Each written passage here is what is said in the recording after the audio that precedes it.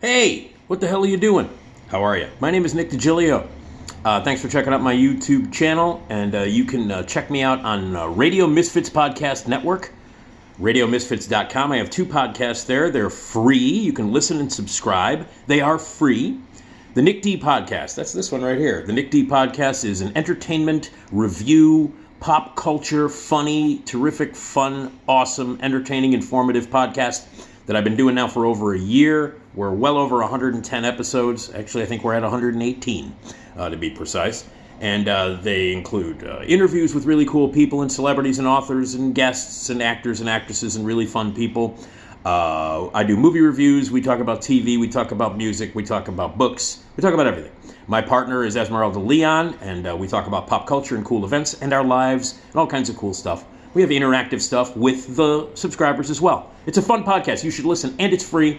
Check out radiomisfits.com or Google the Nick D Podcast. It's on every single platform, available everywhere. Spread the word and tell your friends. My second podcast on the Radio Misfits Podcast Network is called That Show Hasn't Been Funny in Years, an SNL podcast. It's a weekly podcast. Drops every Wednesday, which is all about SNL. Sometimes I'll have guests, sometimes I won't, but it is about the 48-year history of SNL, and I've watched every single episode, and it's been a terrific, fun time to do. The latest episode is with my friend Amy Seeley. She's my guest.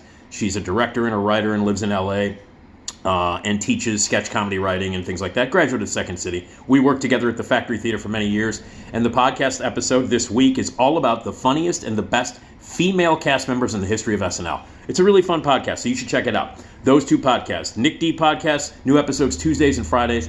The SNL Podcast, new episodes every Wednesday. RadioMisfits.com, check it out now. Hey, those things are free. These videos are free. Everything I do is free. So donate some money to Patreon. That would be really cool. You can donate $3 a month or $5 or $6 or $25 a month. It helps out, keeps the videos going, keeps the podcast going. All this stuff I do for free. It's DIY. I want to get my stuff out there and have some fun. But as much as I love to provide these podcasts and to provide this entertainment, I'm not seeing any dough on it. It would be really cool if you helped out. It's real easy. All you got to do is go to patreon.com/NickDShow. Patreon.com/NickDShow. You might be watching the video at Patreon right now. So take the time, donate some dough, and help out. Every little bit helps. The more you give, the cooler you are. That's the way I look at it. Patreon.com/NickDShow. Donate now. Okay. Cocaine Bear. Well, I mean, I gotta review it. Everybody has to review it. I saw it at a screening last night. It's Thursday morning. The movie officially opens tomorrow, but obviously nowadays I don't know why they just don't say movies open on Thursday, because they do. They open on Thursday night now. So the first screenings are usually about 7 p.m. nationwide on Thursday. So they open on Thursdays now. But technically the opening day is Friday the 24th. Although tonight is the night it opens. I saw it last night at a press/public screening, the River East Theater. And I have to say, Cocaine Bear, I mean, everybody's heard about it. It's based on a true story, loosely, very, very loosely, about a bunch of cocaine that fell out of a plane. A guy was carrying a drug dealer was carrying a bunch of cocaine. His chute didn't open. He plummeted to the ground in a Georgia forest with like millions of dollars worth of bricks of cocaine strapped to him. He died, so the cocaine was out there in the forest, and people were stumbling upon it, and a bear found it. This is a true story. A bear found it, ingested some cocaine, went a little crazy, and died. And that's it.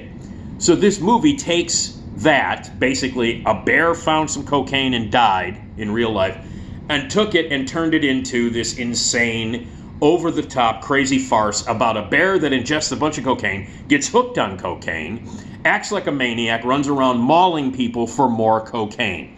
None of that happened. So basically it's like drug deal, in real life, drug deal gone bad, guy's chute didn't open, he died, cocaine in the forest, the cocaine was found, and they also found the body of a bear that ingested the cocaine and died. No one was killed, no one was mauled. All of the cocaine, except for I think they said that maybe some of the cocaine was unaccounted for, so somebody might have taken it or they just didn't find it. But in real life, what happened was a guy fell out of a plane. There was cocaine in the forest. You know, the authorities found it pretty quickly, and they found a dead bear who ingested some of the cocaine. That's it. So Elizabeth Banks, who's the director of this movie, the actress Elizabeth Banks, who I love, who I think is hilarious, and I've loved her in movies, and I've loved her on TV. And she's also a director. She directed the second Pitch Perfect movie, which she appears in all three of the Pitch Perfect movies. She also directed the second reboot, reimagining of fucking Charlie's Angels, which, of course, featured Kristen Stewart, which means I liked it. It's not a good movie, but Kristen Stewart is in it, which automatically means I like it. So she's not a good director. Pitch Perfect 2 was not good. Charlie's Angels was not good. It's not a particularly good director, Elizabeth Banks. I think she's funny as hell in real life. I think she's a really terrific and funny actress. Not a real strong director. So anyway, she directed this Cocaine Bear, and it was written by a guy named Jimmy Warden.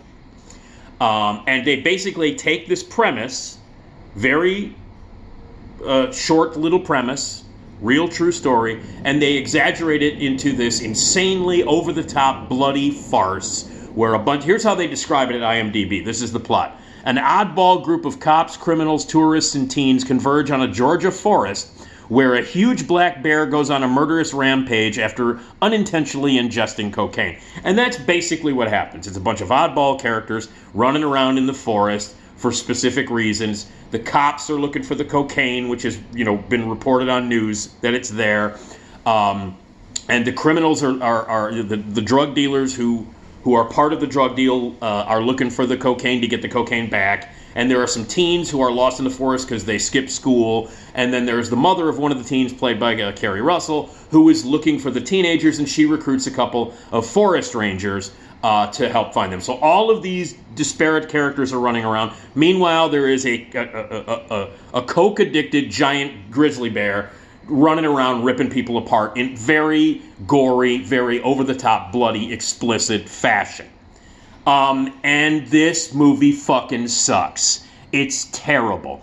I have to say, I was really sucked in by the hype.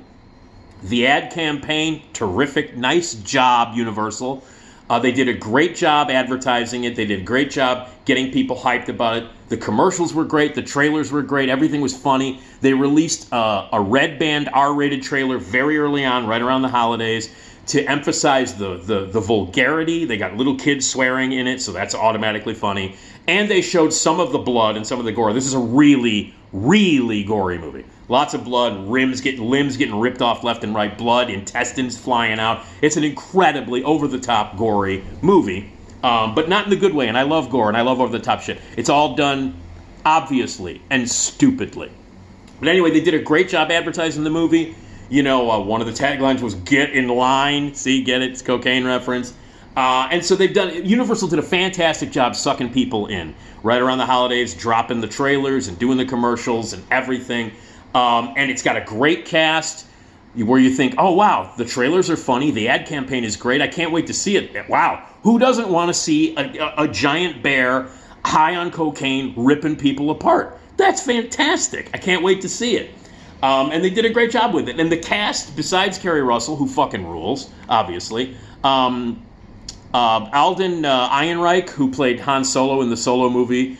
He's been in a bunch of stuff. O'Shea Jackson Jr. from Straight Outta Compton, Ice Cube's son. Ray Liotta, it's his last movie. We'll get into that in a second. Isaiah Whitlock Jr., from The Wire. Brooklyn Pace, the Price, the little kid from the little girl from Florida Project. Another kid named Christian Convey. Margot Martindale, terrific character actress who's been in, 70,000 things. Jesse Tyler Ferguson from Modern Family and so many other things. Scott Cease, the IKEA guy, the guy who cut that video where he's like bitching at customers at IKEA, that whole thing. And then Matthew Rhys, who is in real life Carrie Russell's lucky husband. He's also in it. So it's a great cast, lots of talented people in it. Not the IKEA guy is not a great cast. That's stunt casting. Again, he was in the trailer to get people to go to the movie. They were like, oh, it's that guy from the IKEA TikTok videos. Oh, where he's telling off the retail customer. I like that because I worked retail. I like that guy. Yeah, he's in the movie. Like he's in it to get people to go to the theater, and his scene is stupid. His scenes are stupid. All right. So anyway, that's it. They suck everybody in. Isaiah Whitlock Jr. leads the police. He's a detective from out of state. He goes to Georgia to find the drug dealers. Carrie Russell plays the mother of a little girl, a teenage girl, like 12-year-old girl, who skips school and is off into the forest, and she hears about the bear out there, and so she goes out to try and find her kid. Jesse Tyler Ferguson and Margot Martindale play a pair of forest rangers. Margot Martindale has a crush on Jesse Tyler Ferguson. And then the drug dealers consist of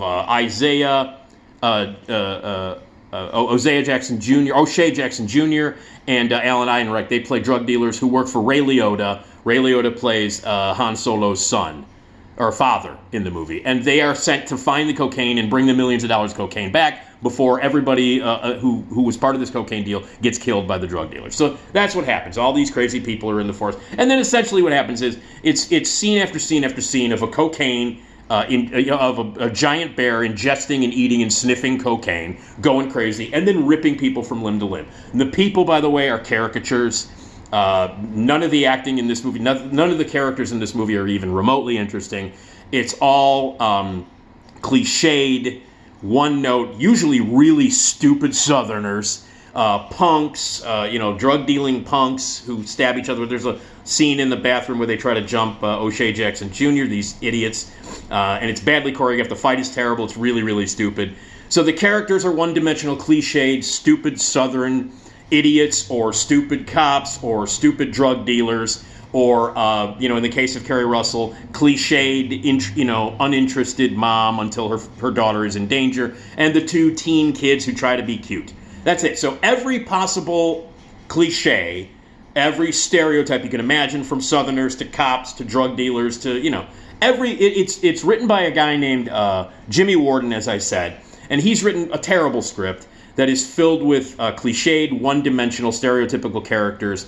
Whatever you think a dumb Southerner is, they play it in this movie. Whatever you think a hard guy drug dealer is, they play it in this movie. Whatever you think an uninterested mother is, or a dissatisfied teen is, or a stupid, clueless, over-the-top, dumb forest ranger is, or a really idiotically over-the-top, cliched Swedish couple with the accent and everything. Everything from accents to cliches to one-dimensional stereotypes is played to the fucking hilt. Elizabeth Banks lets every actor do the most embarrassing, cliched, one-dimensional, stereotypical, borderline offensive shit that any actor can get away with. So as a result, the tone is ridiculous, and it's and tonally it's a mess. Because some of the gore effects and the actual maulings by the bear are not played for laughs, and it's people getting ripped apart, blood shooting everywhere, heads getting ripped off, and then sometimes they're played for laughs. So the tone that Elizabeth Banks sets in the movie is completely erratic. Like 1 minute it's like scary, and the next minute it's so over the top and ridiculous that it would never happen to human beings on Earth. And again, the script is written by this guy, who, by the way, I looked up this guy's credit. His name is Jimmy Warden. I looked up his credits on IMDb. He's only written one other movie, and he also has acted in a couple of things. And one of his acting credits was in a movie called The Babysitter, which he wrote. And his acting credit, the character that he played, was Some Asshole. That was his character name. On his IMDb credits, he was in The Babysitter as Some Asshole. And oddly, that's exactly how I described him after seeing the movie. Somebody said, "Hey, who wrote this?" And I went, "I don't know, some asshole wrote it." And, appropriately enough, he played a character, some asshole, in a movie. And you know what? After writing this movie, he is an asshole. He's an untalented fucking asshole. So yes, some asshole, the guy who played some asshole in a movie, is also some asshole who wrote some asshole script. Terrible, terrible movie. Do not believe the hype.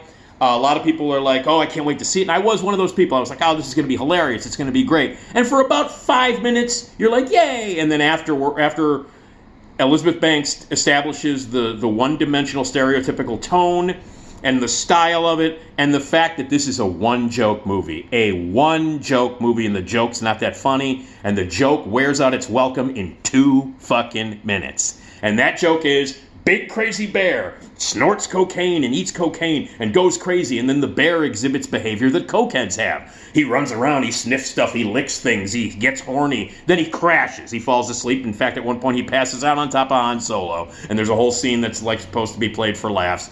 And then it wakes up, and it's got cocaine, and anytime it sees cocaine, it runs towards it. So it's the one joke is cocaine addicted bear. and then mauls people, and that's it. And it's repeated ad nauseum, and the jokes are all of the visual jokes are like slammed into your face. Like the violence is really over the top, and the jokes are really over the top, and there's no subtlety whatsoever in this movie. And I wasn't expecting subtlety from a movie called Cocaine Bear, but I expected a little bit more. But I guess I shouldn't have expected a little bit more, because if you think about it, the movie's called Cocaine Bear. Where can you go with that? Here's the idea. It's about a big bear in the wilderness that does coke and kills people. That's it. It's a one-joke movie, and that's it. I should have known ahead of time. And that one joke is not very funny, and it's done over and over and over and over and over and over and over again, and it never gets funny. It's kind of amusing the first time, and then after that it's like, oh, wait, look, oh, wait a minute, the bear's going to do cocaine and kill somebody, and it's going to be gorier than the last kill. And the limbs are going to fly off a little bit farther, and the blood's going to shoot a little bit, further than the last time. So it's like, let's build upon this one fucking joke. A bear is on cocaine and killing people. That's it. That's all you got. And it's 95 minutes of the same bullshit over and over and over and over and over again, and it wears out its welcome, and it's not fucking funny. I laughed 3 times, and I think I cracked a smile a couple of times. The one time I laughed out loud was when Isaiah Washington Jr. from The Wire is stuck on top of a gazebo at gunpoint. He's in a Mexican standoff with a couple of drug dealers and the bear. And he's trying to get off the top of the gazebo. So it's him trying to be a tough guy holding a gun, and Isaiah Washington Jr. trying to get off the top of a gazebo. I laughed at that, mostly because of Isaiah. In fact, Isaiah Washington Jr. is the only consistently kind of amusing guy in the movie who gets a laugh. And by the way, I will say this. I'm surprised that Elizabeth Banks didn't do this. But Isaiah Washington Jr. does have the word shit in his dialogue. At one point, he has to say the word shit. And I'm shocked that Elizabeth Banks didn't have him go, shit. I'm completely shocked that she didn't go for that joke. Considering, like, every other joke that she went for is the cheapest and most obvious fucking joke that you could go for in this dumbass movie. The fact that she actually, maybe, she thought, I don't know, a Wire reference, a reference to The Wire, that might be too intellectual for this stupid-ass fucking movie. I guess the audience that she thought she was aiming for, like, nah, these people are not going to understand The Wire because they want to watch a movie where a cocaine-addicted bear is ripping people apart. So don't make any references to The Wire because it'll go right over the audience's head. I thought she'd go for it, but she didn't. Anyway, so Isaiah Washington Jr. on top of a gazebo. I laughed at that. There's a running gag about how Ray Liotta has to take care of his son's daughter because his son is off somewhere else. They're all drug dealers. He's got to take care of his son's son, so it's a kid. And he's got to take care of him. And there's one gag that I laughed at over the phone where Ray Liotta is very bad at parenting. I laughed at that. And I laughed at a line involving dusting a beaver.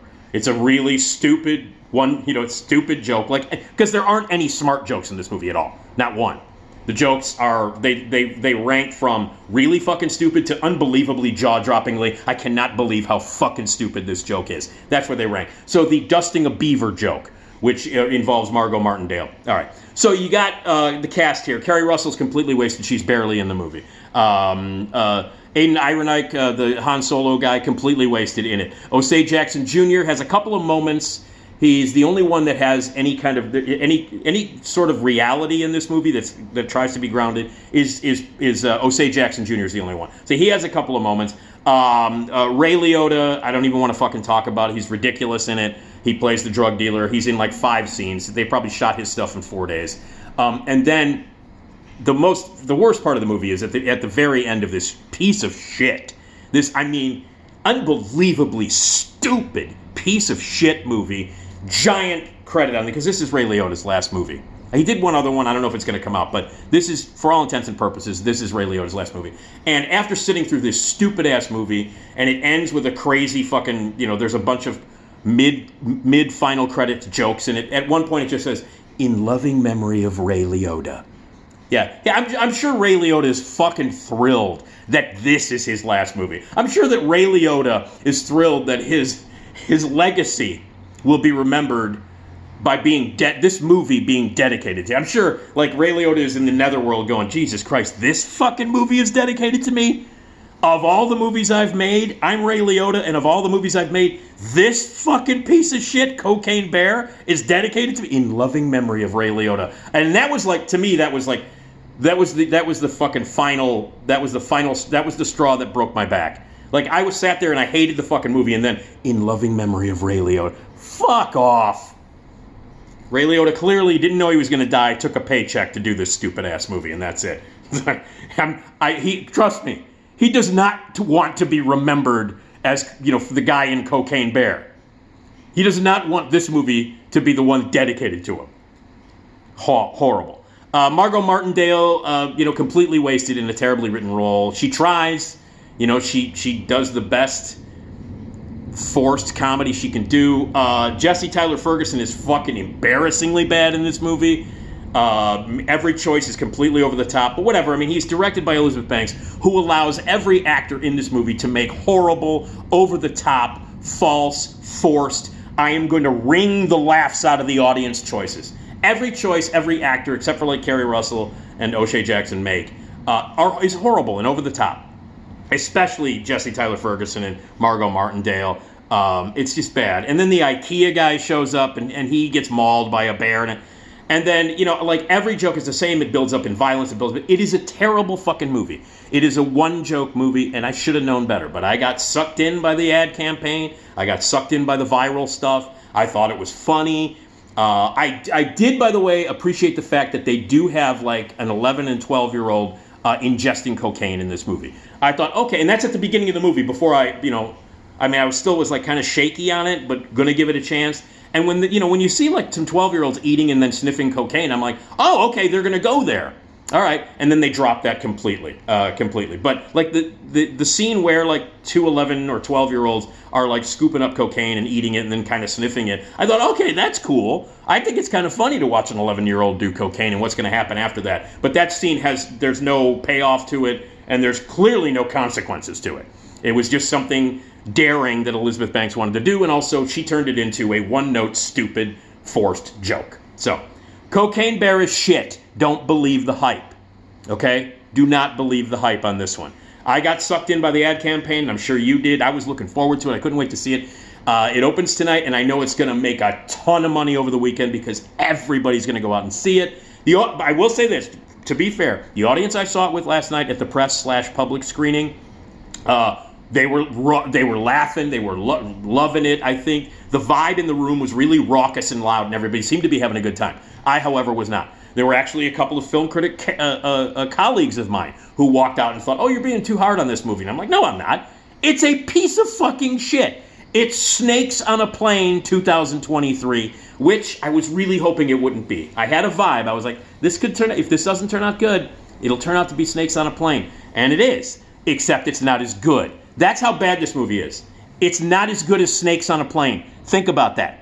It's got the same thing. It's like great ad campaign. Let's get people to come out and see it. There's some snakes on a plane killing people. One joke. Same fucking thing. Same fucking thing. So if you felt ripped off by Snakes on a Plane, wait till you spend $15 to see this piece of shit. It's Snakes on a Plane 2023, only not as good. Think about that. So fuck Cocaine Bear. And yes, written by Jimmy Warden, known as some asshole in a movie. And he is some asshole. Elizabeth Banks continues to not direct movies well at all. Has no sense of comic timing as a director. I love her as a performer and I love her as an actress.